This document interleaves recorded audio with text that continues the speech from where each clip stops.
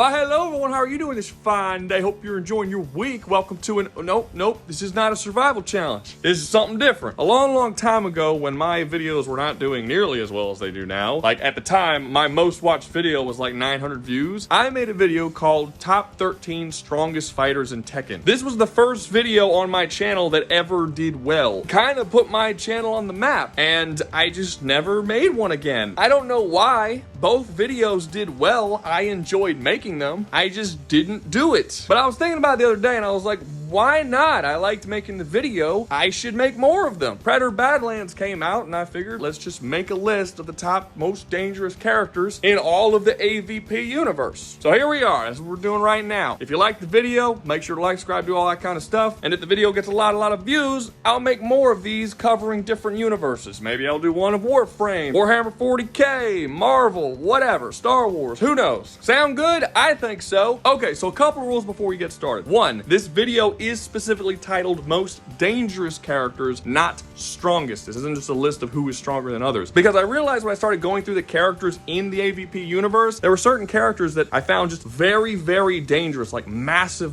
threats to the universe as a whole, but not necessarily all that powerful physically, and it just felt wrong not putting them on the list. So if some characters are in front of others that might not be physically stronger or beat them in a 1v1 fight, that doesn't necessarily mean that they're not more dangerous characters. Another important rule is that vehicles are not going to be counted. That means that, like, if I'm going to use Ellen Ripley on this list, I'm not going to use Ellen Ripley while she's piloting her fucking little mech suit thing that she has at the end of Aliens, right? If I use that dude from Predator Killers with the plane, the Spanish dude who rides the plane around during World War II, I'm not going to give him the plane. Like, I'll factor in the fact that he knows how to pilot a plane. I'm not just going to ignore that he has that skill, but I'm not going to give him a plane and all of a sudden just make him stronger than like half the fucking, like, he'd be stronger than like fucking xenomorph queens and shit because he just has a fucking plane. I feel like that would be a cheat. I'm not doing that. And last rule before we begin, the discussion of canon in the AvP universe is a fucking nightmare. What is canon, what isn't, what contradicts and what doesn't contradict. It's all over the place. It's really hard to keep track of. And I ended up realizing very quickly that if I just take the most dangerous characters just across the board in everything AvP, no matter what, regardless of canon, then basically every single character came from comic books, like all of them. A bunch of characters you've never seen before that don't matter and you'll never see in any film or video game or anything. It was just all fucking comic book characters. So while there are a lot of crazy shit in the comics and stuff, I didn't just want to make nothing but a comic book list and a list of characters who you don't know and aren't relevant to canon. So I'm not just doing all like non-canon and canon. I'm going to try as much as possible to use characters who specifically appear in the movies and shows. If there is outside canon, like a video game or a comic book that is linked directly to a character that exists within the movies, and I will use that as well because that's like extra information. But I'm not going to be picking characters who only appear outside of the main canon, which is the movies and TV shows. So don't worry, you're not going to see like fucking Eldon from one of the LVP guys. I actually really like Eldon, but he's not in the movie, so he's not going to fucking be here. But I've wasted up your time. Let's get started. My voice is getting a lot better, by the way. In our 13th spot, we have Andy from Alien Romulus. Now, when making these types of videos, the last spot is always the hardest one to pick because you always have like 3 or 4 that you want to just make it on the list, and you kind of have to like debate which one. So I wasn't for sure if Andy should necessarily be here. There was like 2 or 3 others that could have taken his place. However, it did feel weird not having Andy here because Andy is by far the physically strongest humanoid character in the entirety of the AvP universe. It isn't even close. There isn't a single predator, xenomorph, human, android character that you could point to in this universe that Andy isn't suplexing into the fucking ground. He is ridiculously strong in this movie. In the movie, it's explained that Andy is an extremely advanced mining android that is built specifically for power, and we see him do some of the most impressive things in this film that any character has ever done. The only characters that exist within the entire universe that are stronger than him are literal fucking giant kaiju monsters. Among the things he does is prying open a massive armored door, something that we see in this movie that xenomorphs can't do. At one point in the film, there's this giant freight elevator that is falling several floors down at top speeds, and he, while hanging off of a ladder, reaches out and catches it with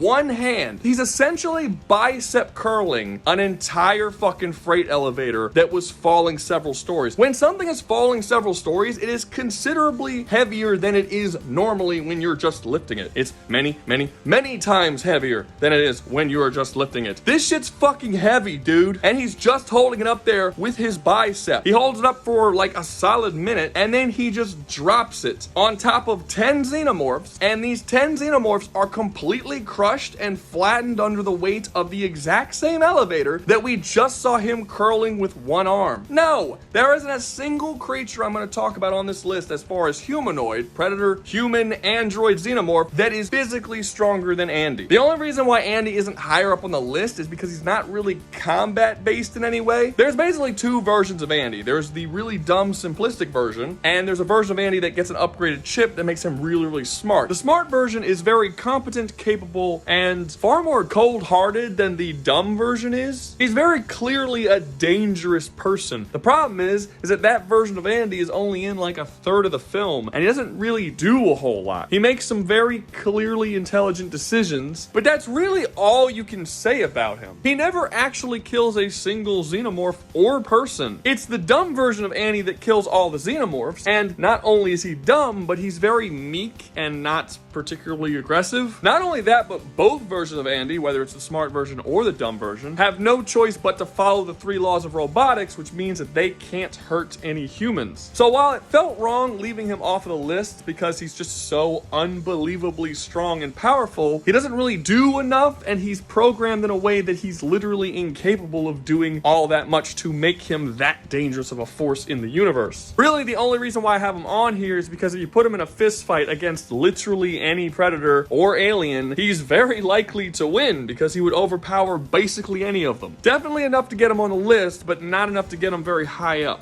Number 12 on the list, we have Kumi Morrow from Alien Earth. I know that a lot of people really don't like this show. I don't either. I actually struggled to get through it, but Kumi Morrow is without a doubt the best character in this show, by far. And for the very specific purposes of this list, he is also one of the most dangerous characters in the entire AvP universe. Not only is he a cyborg and greatly enhanced, physically stronger than any normal human is, but he is also incredibly intelligent, and he has this obsessive one-track mind of getting the aliens that he was transporting and getting them back to Weyland-Yutani Corporation, to the point that he is willing to do basically anything to anyone. He will threaten a child's family to murder them. He has killed many of his own people, turned on his own crew, causes the death of a massive number of innocent people. I'm pretty sure he's the only person we've ever seen to successfully catch a xenomorph on screen. The only reason why he didn't successfully bring it back to Yutani is because a bunch of asshole like SWAT police dudes showed up and held him at gunpoint, and they got the shit to be released. The man even beats an android in hand-to-hand combat, and if you know how physically strong androids are, I mean, not as strong as Andy necessarily, but that's really impressive, especially considering that not only are they stronger and more durable than humans, but they also have supercomputer brains that allow them to calculate things much faster than humans can, as well as having hand-to-hand combat skills downloaded directly into their brains. And Morrow beats them in a hand-to-hand fight, breaking his fucking back. Morrow is a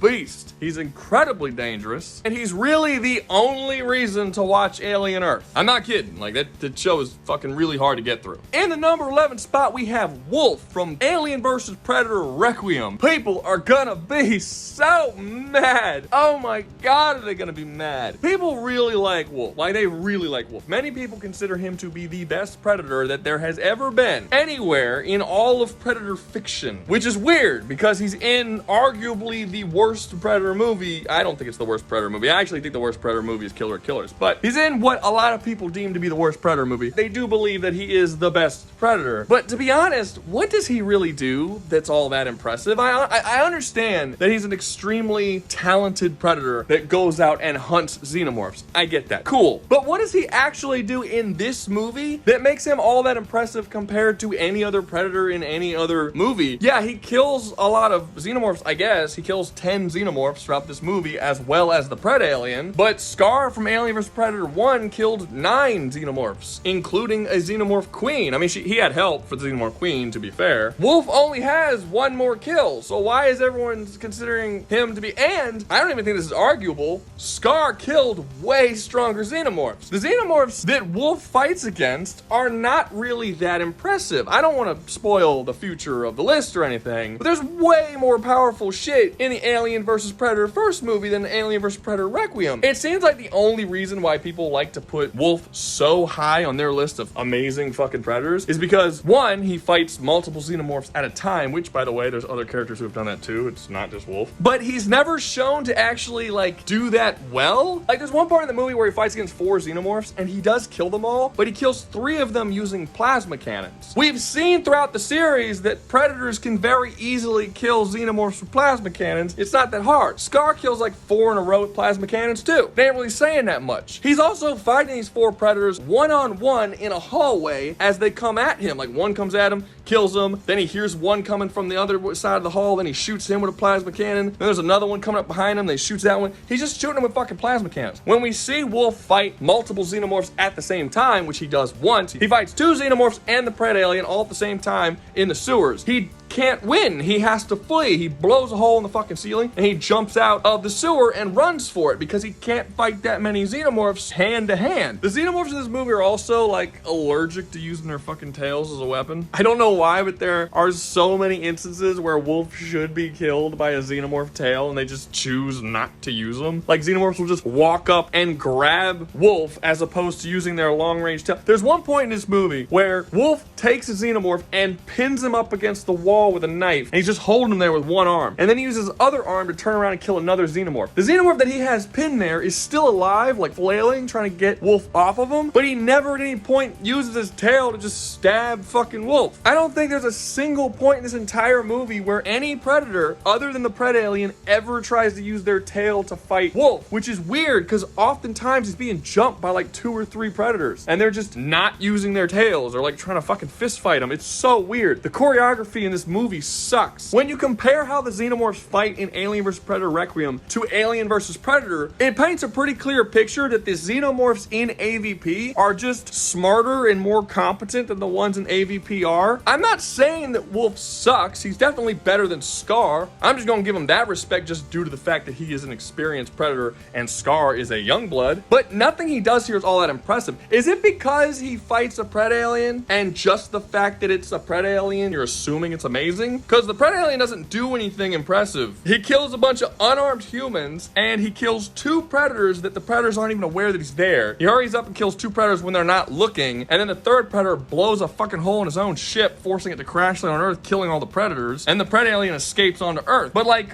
what does the pred alien do? It kills unarmed humans and he fights 1 predator and they kill each other. Why is this impressive? The only thing you can really say about the pred alien is that he's clearly stronger than normal xenomorphs because he's bigger. It also has the ability to spread its fucking eggs down people's throats and shit, which is different than what normal xenomorphs can do, but it's arguably less effective than laying the eggs because you have to actually be there to like plant it in individuals, whereas when you lay the eggs, the facehuggers will just go out and infect a bunch of different people. You can only infect 1 person at a time. I would actually argue that laying the eggs is a better way of spreading than spitting it down people's fucking throat like the fucking pred alien does. Overall, Wolf is good. He's a skilled predator, but there's just better fucking predators out there. And I'm aware in the comics it specifically stated that Wolf has killed more xenomorphs than anyone else in his entire clan, which likely means that he's killed more xenomorphs than any predator ever, since his clan specifically specializes in killing xenomorphs. But that's just not enough. It doesn't matter that you killed lots and lots of things. What matters is the challenges that you've overcome. How difficult were the things that you had to kill are. If we're just going by sheer numbers, then I guess technically Rain from Alien Romulus would be pretty fucking high on this list because she kills 27 fucking xenomorphs in 1 movie. Well, I'm just gonna spoil it for you now. She ain't on this list and she doesn't deserve to be. There are things that are far more dangerous than just killing basic bitch fucking xenomorphs. When we do see Wolf finally fight something that's more powerful than a basic bitch pitch xenomorph. It fucking kills them. What is so impressive about this guy? In the number 10 spot, we have Grid from Alien vs. Predator. Okay, so it's kind of hard to talk about Wolf without talking about Grid. Grid is the reason why I think Wolf should be as low as he is, for the most part. The fact of the matter is that when you see the shit that Grid does in Alien vs. Predator, how intelligent he is, how durable he is, how strong his fucking acid is, and then you watch Alien vs. Predator Requiem, you realize that Wolf was basically playing on easy mode. There is not a single xenomorph, including the Pred Alien,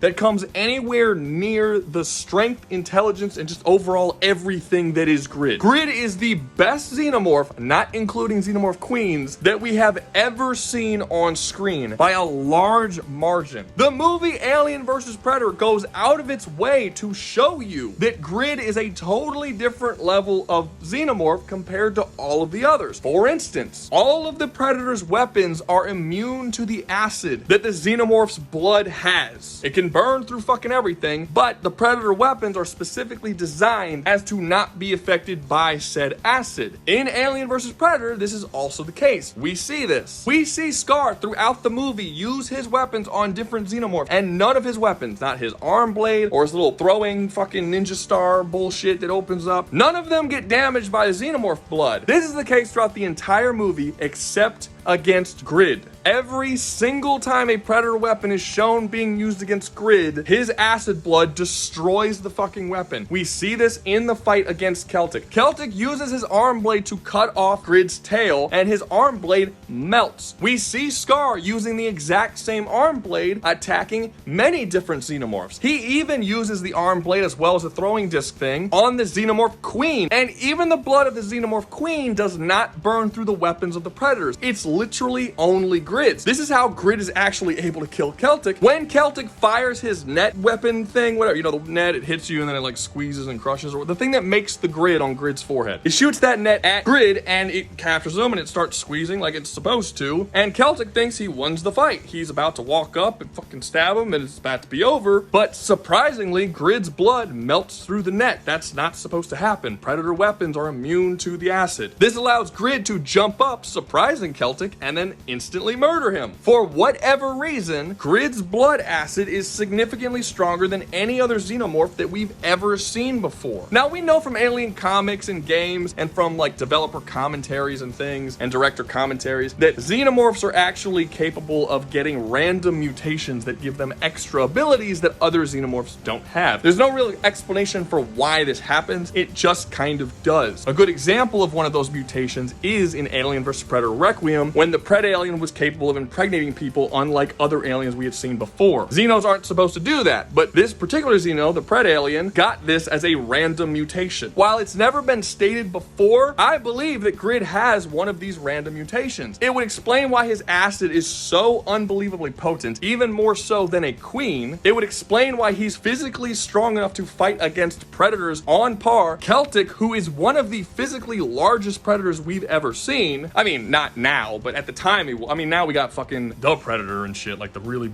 fucking 11 feet tall ones. But at the time, that was one of the biggest predators we ever seen. And it is shown in the movie that Celtic's specialty is his massive, brutal, sort of overpowering his enemies. That's how he fights. But that wasn't enough to overpower a xenomorph, despite the fact that on average, xenomorphs aren't as strong as predators. Why is Grid so goddamn strong? Why is he so durable that Celtic could smash his head through two giant stone pillars that are like 2 feet wide each, and he doesn't even really seem to notice? Doesn't bother him at all. Why is he so clearly smarter than all of the other Xenos in not only that movie, but really all of the alien movies we've ever seen? He's clearly smarter than the aliens that we see in, say, Alien Romulus or Aliens. He's just better in basically every category. I do believe if you put Grid up against the Pred Alien, he would fucking win. The Pred Alien doesn't have anything close to what we see Grid be able to do. Is it possible that Grid's blood acid is so strong that it can actually burn through other Xenos? Who knows? It's very clearly stronger than other Xenos in that film. If you just take the feats that we see Grid do in Alien vs. Predator and compare them to the Pred Alien in Alien vs. Predator Requiem, he is stronger. He is more durable, he has stronger acid blood, and and he is smarter. The only reason why you would say the pred alien is better is because he is a pred alien and no other reason, because his feats don't come anywhere near Grid. And this is kind of the reason why I have to put Wolf lower, because he just doesn't face the same challenges. The Xenos that he fights against kind of fucking suck. I don't think that he would necessarily survive if he got into a fight with Grid. He never has to fight a Xeno that's anywhere near as competent or as powerful as Grid. I mean, just think about it for a second. Celtic, a much larger predator than Wolf. He's about 4 inches taller, he's 7'4", whereas Wolf is only 7 foot. They have the same actors, but the suits specifically make Celtic larger. There's also statements by the guy who designed the predators for the movie saying that they wanted Celtic to be the biggest and most bulky predator that they've ever had, and at that point they had succeeded. The novelization of AvP also states that Celtic is the biggest and most imposing of the 3 predators in the movie. So overall, Celtic is a much larger, physically stronger predator than Wolf is. He also doesn't have any plasma weapons, and all of his normal weapons that aren't plasma, he can only use on Grid once before they fucking melt. Throughout that fight, he is running out of weapons to be able to use against Grid. When you look over at the shit that Wolf does, he's a smaller predator, nowhere near as physically strong, 3 different plasma cannons, 1 on each shoulder and a plasma pistol, and he never runs into the problem of having any of his weapons melt. Throughout the entirety of AvPR, Wolf is shown being able to manhandle all of the xenomorphs with 1 arm, whereas Celtic, a larger, bulkier, stronger predator, is struggling hard to handle just Grid by himself. Again, I'm not saying that Celtic is a better predator than Wolf. Wolf is definitely more skilled, but Celtic is a larger, stronger predator, and he definitely has the more difficult challenge to overcome when comparing the 2 characters. If you took Wolf out of AvPR and chucked him into AvP, where his weapons wouldn't be able to work against Grid, he doesn't have any plasma weapons, and he's fighting a xenomorph that is considerably physically stronger than he is, that's a whole new level of shit that he didn't have to deal with in AvPR. That's all I'm saying. Grid's awesome. He's like the best fucking Xeno we've ever seen in any of these movies. Stop fucking sleeping on Grid. In the number 9 spot, we have Dutch from Predator. And I know this sounds weird if you've only seen the movie, because like, obviously he should not be above Wolf and fucking Grid if you've only seen Predator. But if you're counting all of the extended media stuff, which for the purposes of this video, I will be, because it's actually super consistent across all media. Like if you read Dutch's comic books that take place after the events of Predator, and then you play like Predator Hunting Grounds and listen to all the lore tapes, it all fits. It's all one continuous story, and it's pretty decent. So why would I not use it? In that story, you end up finding out that after the events of Predator, Dutch ends up leaving the military, and he goes on this quest all around the world trying to find all of the things. He starts like hearing about shit like demons and things. He's like, I'm gonna go all these places and try and find out they're predators. So he goes and he studies and he learns as much as he can about predators. This happens for many, many years. He eventually starts his own private military group whose sole purpose is to hunt and kill predators that come to Earth, and his private military group ends up killing hundreds of predators over the course of several decades. He eventually gets genetically spliced with predator DNA, which makes him age slower. So he's in his late 70s, but he has like the body of a fucking 20-something-year-old dude, and he looks like he's in like his late 40s or early 50s, and he just basically spends decade after decade after decade hunting down and killing as many predators as he can with his own private military force, and that's basically his story. And yeah, he would be above everyone who's below him on this list for that exact reason. When you become like the ultimate predator hunter who just goes around hunting predators and that's what you devote your life to, you're gonna be pretty fucking high on the list. I don't doubt for a second that Dutch, who has devoted his entire life to hunting down predators, would beat Wolf, who's devoted his entire life to hunting down Xenos. Generally speaking, killing a predator is more difficult than killing a Xeno. All you need to do to kill a Xeno is a rifle. I mean, shit, in Alien vs. Predator Requiem, a dude kills a fucking full-grown Xeno with a 9mm pistol. That's not hard. That ain't shit. The Xenos are actually pretty easy to deal with. Dutch is going around hunting predators like it's no big deal. Like, that's impressive, right? That's a thing. And now he's doing it being superhuman because he's spliced with predator. He's a predator-human hybrid who hunts predators. How would that not be this high on the, at least this high on the list? Are you kidding me? Of course. Now, there is some question on the canonicity. That's right? Canonicity? Canonicity of the stuff that I'm talking about, like the comics, the stuff that Dutch does in the comics, and the stuff that Dutch does in the Predator Hunting Grounds lore shit, because Predator Killer Killers came out, and in a cameo at the end of the movie, you can see Dutch just like chilling in a cryopod on one of the Predator ships, which didn't happen in the original story. So a part of me thought not even to include that stuff. However, Dan Trachtenberg did say the only reason why he put that in the movie in the first place was because he wanted people to know that his movies were linked directly with all the past Predator movies. He didn't want them to think that it was like a reboot or like a new thing. He wanted to know that it was continuing on the story. And he doesn't actually have any plans for Dutch at the moment. So I'm not 100% sure exactly how seriously I should even take that cameo at the end. It doesn't even make any fucking sense. We see at the end of Predator 2, Danny Glover kills the Predator and then he's awarded a pistol, and the fucking Predators, they just fuck off. They just leave him there. Cause like, okay, yeah, you won. Congratulations. We respect you.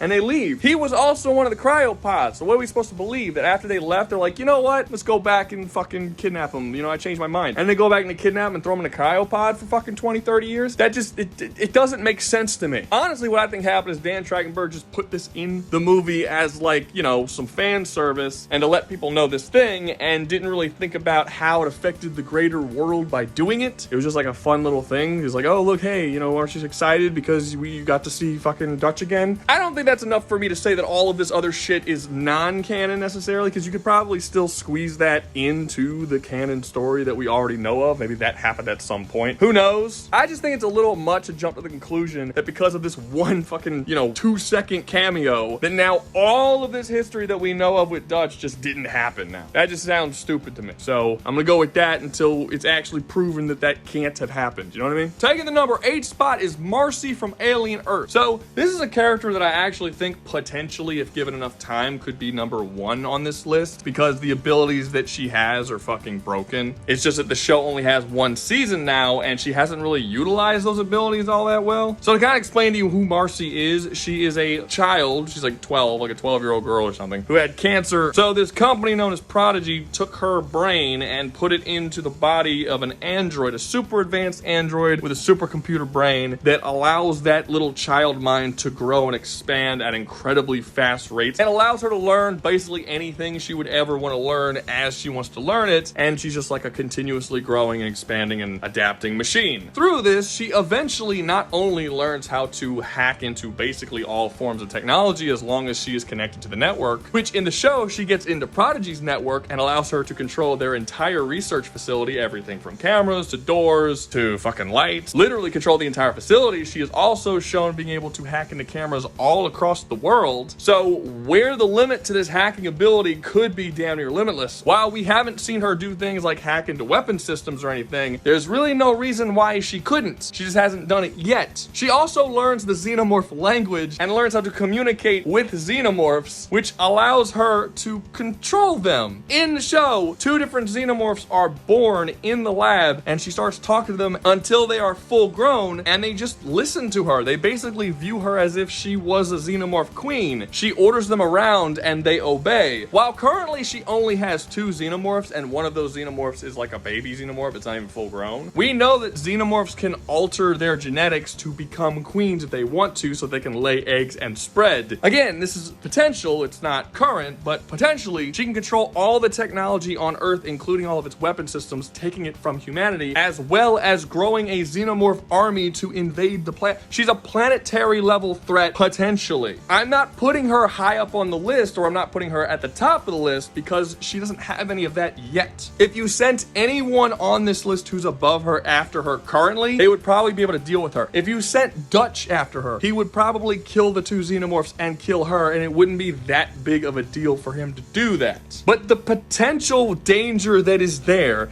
and how quickly she can obtain that level of threat, is really quick. Like, it's not gonna take that long to do. We just gotta see where the seasons go. This one's kind of a weird one of where to place her, because she's not that dangerous now. She's kind of dangerous, but she's potentially the most dangerous thing that exists in this entire fucking universe. We'll see. She also kills a xenomorph in a fucking fist fight. She has a little knife and she cuts the bitch in half. In the dark, by the way. Yeah, she couldn't see anything. She was locked in a completely pitch black room where she couldn't see anything and the xenomorph could see her, and she still killed it with 1 hit by it did damage her, to be fair, but she was clearly fighting at a disadvantage and she still overcame it. So physically, she's also very strong. She's got the whole thing. She's got everything. She's physically powerful, hacking abilities, xenomorph controlling powers. That's bullshit. Taking the number 7 spot, we have Upgrade from the Predator. I don't have to argue for this one, right? Like, we're all pretty much on the same page that Upgrade is ridiculously overpowered. He is a genetically enhanced super predator that's bulletproof, is 11 feet tall, and can fucking manhandle basically any predator on this list with one arm without any issues. He is stupidly overpowered, and he's one of the main reasons why people don't like the fucking movie. That and autism, obviously. They just think he's such a ridiculous over-the-top character. He fits more in like a fucking Marvel movie than he would in a Predator movie. He's just too ungodly overpowered. Now, while we don't have that many examples of how skilled Upgrade is, it doesn't really matter. When you're this big, this strong, and this much more powerful than everybody else, you don't really need to be all that skilled. Like, it doesn't really matter if Wolf is more skilled than Upgrade. He just straight up won't be able to kill Upgrade. Fugitive, a predator from the same movie, literally snapped his arm blade on the skin of Upgrade. I've already gone over how hard those blades are. They're harder than any metal found on Earth. Basically, no character on this list would even be able to damage Upgrade. Dude's just too over-the-top powerful. Now, I have seen an argument once or twice that he's actually not bulletproof, because at the end of the movie, the human characters are shown harming him with just regular guns. At one point, a character even shoots him in the head with a pistol, and it clearly does damage. But I think people are mistaking the difference between bulletproof and complete bullet immunity. No one ever said Upgrade had bullet immunity. Bullets do not affect him for the vast majority of the movie. Even large military-grade rifles don't do any damage. It's not until he is hit by several rockets and other fucking crazy Predator space weapons that blow his goddamn limbs off that pistols and shit finally do some damage. I actually don't think that this is an inconsistency at all. I think it's pretty clear here that he had so much shit blow up on him up to this point that it just weakened his armor skin to the point that now normal bullets can hurt him. I mean, the dude even survived a spaceship crashing to Earth. He was very clearly fucked up by the time bullets actually started to hurt him. But yeah, no, Upgrade is stupidly overpowered, and I don't think that anyone below him on this list would actually be able to kill him. Maybe at some point, when Marcy's like a god-level being that can hack into his spaceship and turn it on him and fucking throw thousands of xenomorphs at him, maybe then she can do something. But as of right now, he's fucking slaughtering through all of her xenomorphs and butchering her, no problem. I don't think Dutch is killing him. Wolf's not killing. No, this dude, he's fucking up everybody. Taking the number 6 spot, we have Deck from Predator Badlands. Okay, so you know how when I was talking about Wolf, I said that the challenge, the level of challenge that you have to overcome is more important than just how many people you kill? Deck is a pretty good example of that. He doesn't actually overcome that many enemies in this movie, but the enemies that he does overcome is far more impressive than anything anyone below this list could possibly deal with. He literally fights giant fucking kaiju monsters and shit in this movie. He fights against a 5-story fucking mech in this movie. He takes on 2 predators at the same time, takes them both out. I don't think we've ever seen anyone take on 2 predators at the same time and kill them both. I don't think that's happened in any of these movies. He kills the leader of his clan, who, to be fair, I actually don't think it's that impressive, because I think his dad fucking sucks in this movie. Like, he's fucking terrible. His dad almost gets killed by both of his sons and only wins because he fucking cheats because he has a camo and they don't have camo. So I don't think that's that impressive. But he does kill multiple predators in this film. He kills like a dozen, 2 dozen androids, who, again, we've already gone over how strong androids can be. And he kills several kaiju. Honestly, his fucking heat sword kind of carries. He has this red, like, glowing heat sword that seems to just ignore durability and can burn through basically anything. He cuts an entire tree in one slice all the way through. He cuts into the flesh of kaiju who are shown to have insanely durable flesh with this sword. The sword just kind of ignores shit. Like, if you give that sword to any of the other predators, maybe they would be up to the same level, but he's the only one that we've seen have. So it's basically a lightsaber. It's essentially a predator with a lightsaber. Normally, I would say that I could put him a little bit higher, but you really can't, because a lot of the things that he overcomes, while still impressive, he does have assistance throughout the entire movie to overcome these things, and without that assistance, it's very clearly shown he would have died super early into the movie. But I still think Deck, by the end of this film, if you put him in a fight against most of these other people, he's killing them. Even Upgrade, I think that his sword is probably cutting through that dude's flesh really fucking easily, and he is shown to be more skilled than Upgrade, so that durability is not going to really like do that much. Overall, as far as on-screen portrayals go, I think Deck's probably the best Predator that we've seen so far, at least in terms of the things that we've seen him overcome on screen. Taking the number 5 spot, we have Royce from Predators. I think this is another one that I'm going to lose some people, because I feel like people are just going to automatically like, what the fuck? Like, Dutch should be ahead of him, Wolf should be ahead of him. There's a bunch of dudes who are better than Royce. Royce isn't that good. Well, this is another one of those characters who are heavily carried intrigued by the stuff that happens outside of the film that most people have seen him in. There is a sequel comic book as well as a bunch of lore in the Predator Hunting Grounds game that expand on his story more, and it makes him way better than he was in his actual movie. We end up finding out after the events of Predators that Royce stayed on the game preserve planet for a really long time after the movie. And he didn't just hunt predators, he hunted everything the predators sent to the planet. And this happened for a really long time. It got to the point where the predators realized that they just couldn't fucking send anything to kill this dude. They gained so much respect for him that they actually gave him armor. It was like a super predator armor that enhanced his strength and speed and reflexes and everything tremendously. They then sent a predator to kill him, which was a massive genetically enhanced four-armed predator, very similar to Upgrade from the Predator. It was like a fucking massive 10, 11 foot tall predator. This thing was so big that it would just run through fucking tree trunks, and its steps literally cracked the ground as it jumped from like this platform down. It literally just laid waste to several trees. Like it's a big fucking predator. And Royce was able to fight against this predator and kill it. Now, while he did have help from Isabel, so you could possibly say that he couldn't kill it by himself, he does say in his inner monologue, because it's a comic book, that the only reason why he hadn't killed it already is because he was trying to keep Isabel safe. Basically, Royce's whole story is about him losing his humanity as he just starts to love the hunt. I mean, he always did love the hunt. He even says that in Predators. But in spending his time on the game reserve world, he was losing more and more of his humanity to the point that he just became a dude who became obsessed with just killing and hunting things, and no one could fucking kill him. He eventually killed this giant fucking super four-armed predator that was, again, very reminiscent of Upgrade Predator, and then stole a fucking ship and left the planet and chose not to go to Earth. Isabel went on a ship and went to Earth, and she begged him, please come with me, and he was just like, look, I'm not even a dude anymore. Like, I'm not a human anymore. I don't have any humanity. I don't care about you. I don't care about humans. I just want to hunt and kill things forever. I just want to go and fucking kill a ton of things. He went to go find the predators. Like, the last time we've seen him, he went in a ship and went towards we don't know if he's going to the predators to kill them all, or if he's going there because he wants to join their ranks. Either way, he's just like obsessed with hunting and killing things now, and he's so good at it, the predators gifted him with fucking super armor. Just to be clear how strong this super armor is, by the way, he jumps off a 1,000 foot cliff and lands, and while he says that his legs kind of hurt, they're not broken, and nothing happened. He wasn't wounded in any way. Like, this is very, very powerful fucking armor that he was given. He would be physically superior to the genetically spliced Dutch, who is part predator. That's not even going into how skilled he was before he ever got the armor. Berserker, who is the predator that he kills at the end of Predators, that predator also has comic books, and in that predator's comic books, you end up finding out that not only is it a super predator, but it is also a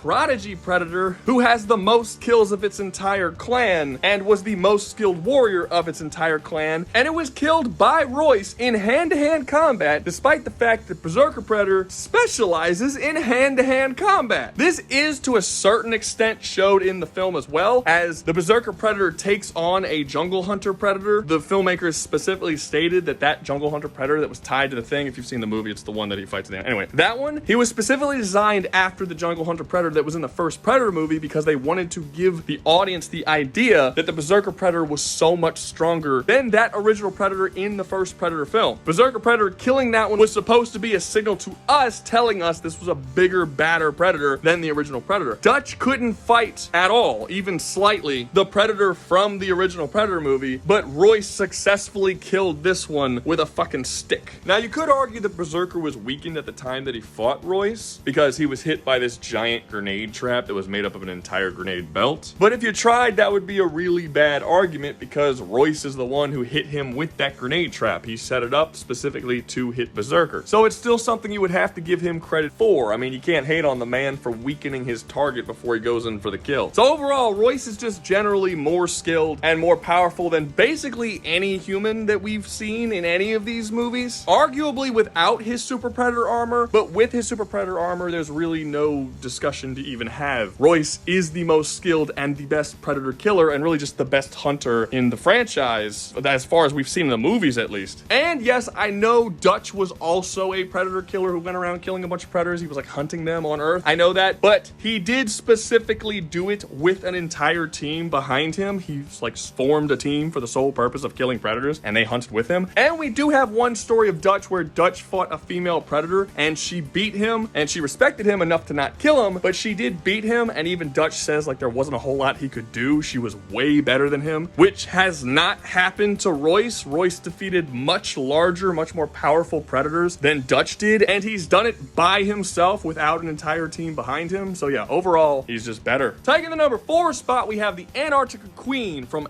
AvP, Alien vs. Predator. And I mean, this is another one I feel like I shouldn't really have to defend all that hard. It's the biggest, most powerful xenomorph queen we have ever seen, considerably so, like way bigger. It is an ancient xenomorph queen, bare minimum thousands of years old. I personally think it's probably millions, if not billions of years old. I actually think I think it's a T-Rex. That's what I think. Given its size and the way it moves and shit, I think someone a long time ago put a face hugger on a fucking T-Rex and made this alien queen. There's no other xenomorph queen that comes close to the size of this one. It's so fucking big. The people who fought against it didn't even really kill it. They just strapped a chain to its foot and then launched its ass to the bottom of the ocean. Some people argue that it probably died from the pressure of the ocean. If it went deep enough, the pressure probably would kill it. Maybe. That could be possible, but it's also very possible the fucking thing's just still down there. It just never got back up. Either way, I think this one's pretty obvious. It's a giant fucking kaiju. Are you expecting kaiju to not be very high on the list? I don't know why. Taking the number 3 spot, we have the Luna Bug from Predator Badlands. This one's on here simply because it's fucking huge. That's it. It is the biggest, strongest, most powerful fucking creature that we have ever seen in any AvP type movie ever before. It is massive. It makes the Antarctica Queen look small by comparison. Honestly, I don't even think that it matters that the Antarctica Queen has like acid blood. It's just that much bigger. It could crush it with its tentacles and maybe sacrifice a tentacle, I suppose, but it wouldn't really, who cares? The Antarctica Queen is somewhere around 30 feet tall, 30, 35 feet tall. The Luna Bug is, I don't know, bare minimum, its main body might be 35, 40 feet tall, but if you end up taking all of its tentacles and shit, it's way big. It's way bigger. It's really not close at all. That's not even counting the fact that it is super fucking durable, as it's capable of running through the blade grass, which is little, like, it's grass that's blades. It's pretty self-explanatory, but it's grass that's shown to be so sharp it can cut through metal, and the Luna Bug just fucking walks through it and doesn't really care. It's not affected at all. The only reason why Deck is even able to kill this fucking thing is because, one, he's got the heat sword, which seems to just negate durability and cut through whatever the fuck he wants to cut through. But also, he needs help from 2 other people in order to do that. If it wasn't for that, Deck would have been killed. Basically everything on this list would be killed. This thing is huge and very powerful and very dangerous. Taking the number 2 spot is the Callus from Predator Badlands. That's right, Predator Badlands adds a lot of fucking like strong shit to this list. While watching that movie, I could have swore like half the fucking list was just gonna be fucking Predator Badlands shit. Anyway, Predator Badlands is all about Deck going to this planet where the most dangerous creature in the universe is, or at least the most dangerous creature that his Predator clan is aware of is. It is known as a creature that nothing can kill. It is an unkillable monster, and Deck wants to prove himself by killing this thing that no one else can kill. No predator has ever been able to succeed killing this thing. Apparently, for thousands of years, predators have gone to this planet for the sole purpose of trying to kill this thing, and no one's been able to do it. And Deck goes to try and kill it. And when you end up getting to it, you find out exactly why no one's been able to kill it. Because not only is it insanely fucking durable, like really, really durable. You know the thing I was just talking about, the Luna Bug? It tries to bite on a Callus baby, which is like the size of a monkey, and it's not capable of breaking through its skin. Just a baby. A full-grown Callus is considerably bigger, like the size of a fucking RV or something. So you can imagine its skin is probably a lot harder and most things can't damage it. The only thing that we see really be capable of damaging it is Deck, because he has his ridiculous durability fucking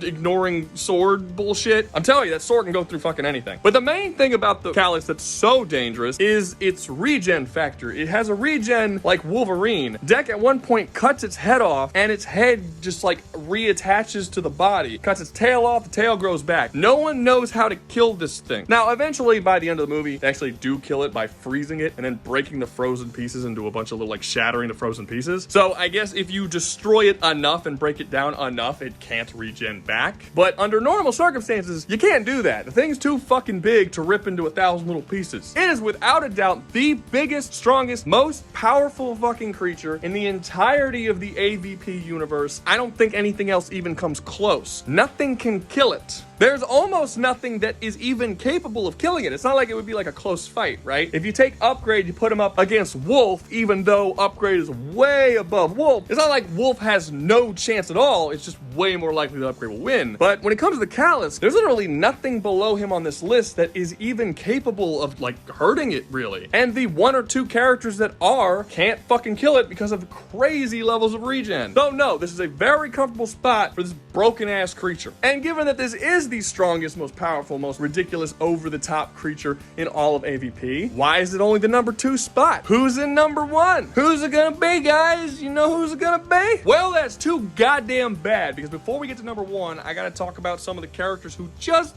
barely didn't make the list for whatever reason, but they could have easily been on the list and they just didn't make it. It's too bad. I was only doing 13. I'm not doing fucking 25 characters. It's 13. They didn't make it. First one that just barely didn't make it is the Pred Alien, and I kind of already gave my reasons for this. Really, when you look at it, it's just a bigger, stronger xenomorph than normal xenomorphs, but we have xenomorphs that are shown to be stronger, many of them, and I think most predators, any predator really with a plasma caster, would have one-shotted the fucking Pred Alien. I just don't find it all that dangerous. The most dangerous thing about it is the fact that it can lay eggs, and literally any xenomorph can do this, as xenomorphs have the ability to change from male to female. Any xenomorph can turn into a queen and start laying eggs if the queen dies. This is something that literally every xenomorph can do, and arguably laying eggs is better than having to actually go put the eggs down their throat yourself, as you could basically send out a bunch of little helpers to go do it for you. Next one that just barely didn't make it is Berserker from Predators. While yes, if you go by the comics, Berserker is one of the best predators we have ever seen, being a prodigy as well as a super predator who is just naturally stronger, bigger, and more powerful than normal predators. The fact of the matter is that his showings in the actual film fucking suck. He doesn't really do all that well in the movie. It's him and 2 other predators going after one small team, and they all get wiped out one by one. Basically what I'm saying is the movie Predators did not do this dude any favors, despite the fact that comics-wise, as well as design-wise, I love this dude's helmet and shit, he is one of the coolest predators. He's basically a Satan-worshipping fucking psycho predator that has completely thrown away the honor system of the Predators, created a sub-faction, and then took that sub-faction to go to war with his old clan. It's really fucking cool. I just wish he was better in the fucking movie. Next up, we have Nolan from Predators. Yeah, Morpheus. He's fucking, like, I was gonna put him, actually, when I first made the list, he was on it, because he actually is kind of impressive if you look at him, you know, on a more surface level. He survived in the game reserve world for 30 years and was capable of killing 3 predators by himself. That, to this day, on film, gives him the highest predator kill counts. The problem is, when he says how he survived and you really look into it in a little more detail, you find out it's actually not as impressive as you think. He directly states the way he survived was through hiding and scavenging, and by scavenging, that means betraying unsuspecting people who were sent to the game reserve world for the sole purpose of being hunted by the predators. Basically, he was tricking people, murdering them, and stealing their shit. That doesn't really mean that he's super strong, and if you really think about it, killing 3 predators over the course of 30 years isn't a lot. Basically, he was avoiding the predators and avoiding the entire game. He was just hiding and they couldn't find him. I actually think this is shown pretty clearly in the film as well, as when Nolan finally is found by Berserker, Berserker didn't even bother taking his skull as a trophy. He just killed him. And Royce wasn't on the planet anywhere near 30 years and was given great respect by the predators. They even offered him armor and a chance to become one of them. They never offered this to Nolan. Why? Because they didn't respect him or find him worthy. To them, he was a coward who was just fucking hiding. I mean, shit, the Berserker even takes a trophy from the con guy, the dude with the orange jumpsuit who was like the serial killer rapist dude. He takes him as a trophy because he's actually capable of getting the better of him and stabs him a couple of times. Nolan, who survived for 30 years, was not seen as worthy to take a trophy. Ex-con dude who was just clever enough to trick the Berserker into thinking he was dead before stabbing him a couple of times. Yeah,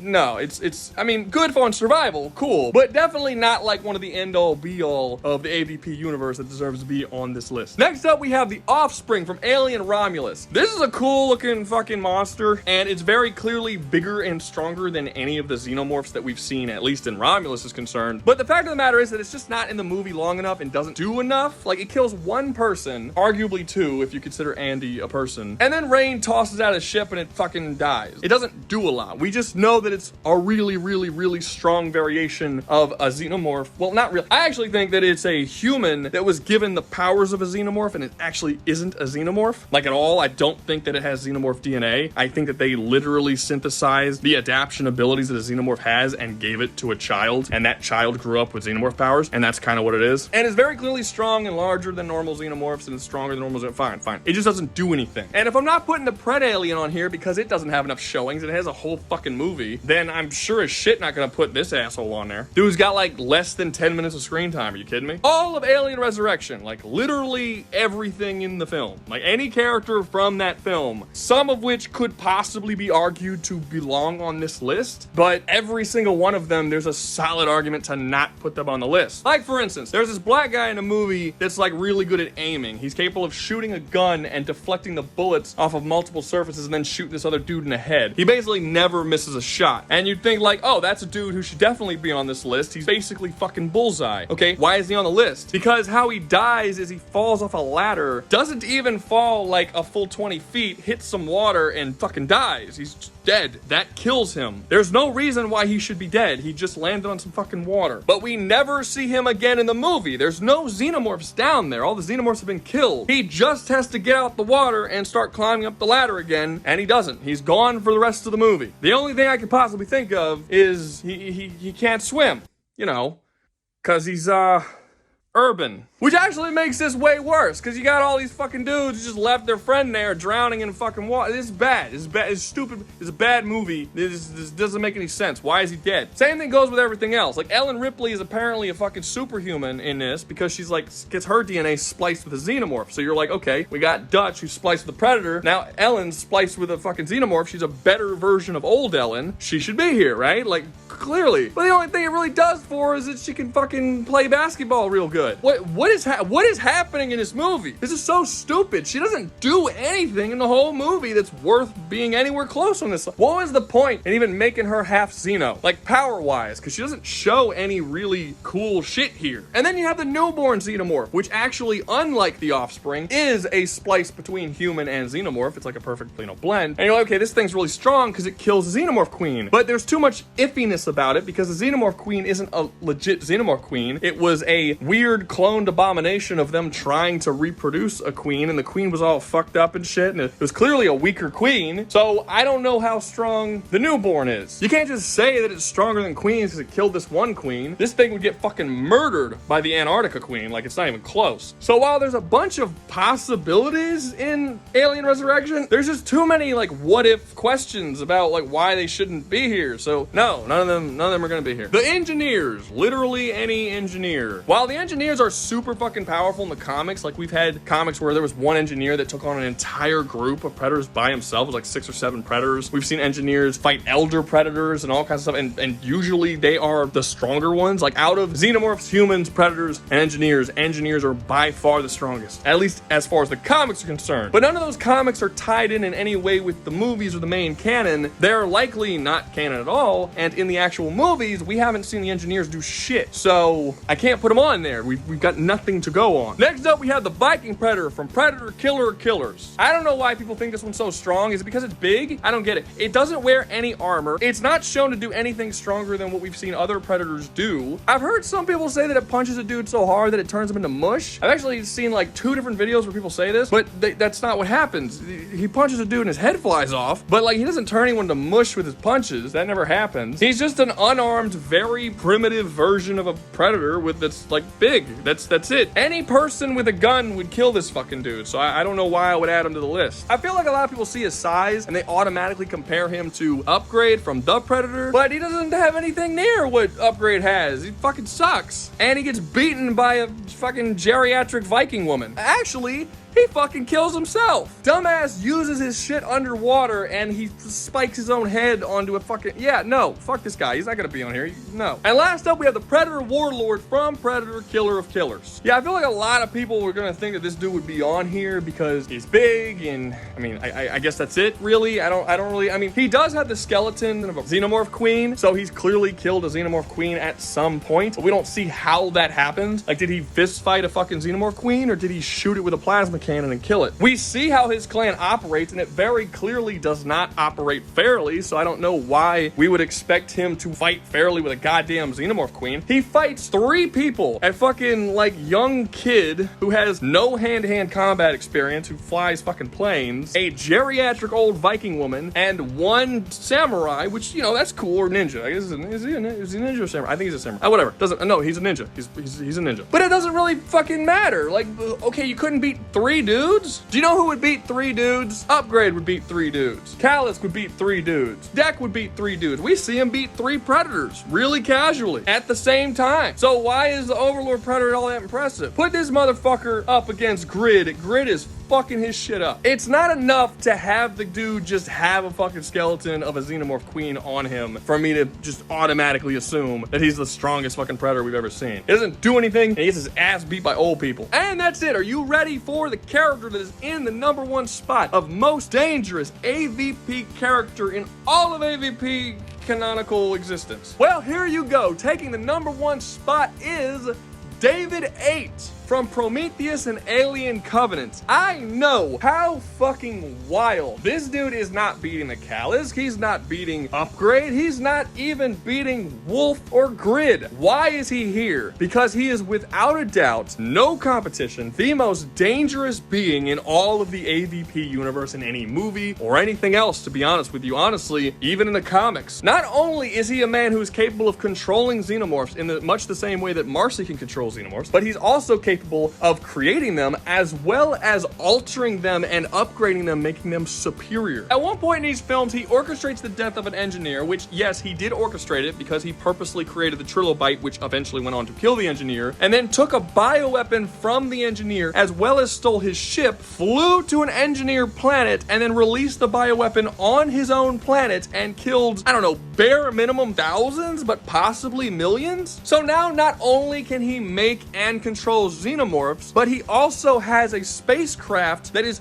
far more advanced the spacecraft that humans can use in this series. As far as we could tell, it actually travels like a normal fucking ship that could travel through space. It doesn't take 65 goddamn years to get somewhere like it does in the Alien franchise, like human ships do. But he also has access to an engineer bioweapon and is perfectly willing to turn it on a civilian population whenever he wants to. He is the only android in AvP fiction, other than Marcy, but it's arguable whether or not she's even an android, since she actually has a human mind, who is capable of genuine creativity. He can actually make new shit, and he can plot and plan and overcome as his mind continuously expands. On top of that, he is a terrorist, a super genius who can invent new technologies, and again, super fucking willing to turn those massively destructive technologies on whatever population he wants to. How is he not the most dangerous character? How does anyone even come close? He's basically a Lex Luthor level mad genius who's obsessed with making shit that fucking kills massive numbers of people. Very dangerous shit he makes. I mean, shit, while we know David did not invent the xenomorphs, they existed way before him, he did recreate them, and he is working on upgrading them and advancing them. I mean, that's fucking something. And he's still alive, which means he's still gonna be doing that shit. By the end of Alien Covenant, he's still out there, and he still has the goal of doing this thing. So how fucking badass are these things gonna get because of him? David is a massive fucking problem for the entire universe. If you took all of the different species or factions that exist within the AvP universe, that would be xenomorphs, engineers, humans, predators, and androids. Androids take the cake as far as just how fucking dangerous they can be. Just Marcy and David 8 by themselves can take on and potentially wipe out whole fucking planets at some point. At some point for Marcy, David's already done it. And yeah, I know people make the argument that the engineers that he killed in Alien Covenant weren't actually engineers because their makeup looked slightly different, which I think is a really, really bad fucking